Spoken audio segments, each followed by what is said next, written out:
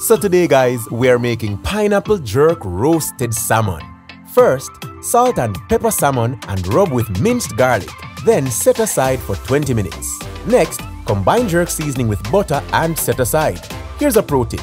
If you want to add extra heat, consider using the Grace hot jerk seasoning instead of the mild. Preheat oven to 400 degrees Fahrenheit. Then, combine vegetables with half of the butter and lay out in an oven-proof skillet, leaving space for the salmon. Here's another pro tip. Use whatever vegetables you want in the dish. The cooking time would be adjusted, but the recipe would remain the same. Roast in preheated oven for 10 minutes. Then, remove from oven and add salmon, placing it skin side down. Cover salmon with remaining butter, top with diced pineapple and roast for 8 to 10 minutes depending on the thickness of the salmon. Here's another pro tip. Adding a bit of sugar to the pineapples will cause them to caramelize in the oven, giving you additional flavor and texture.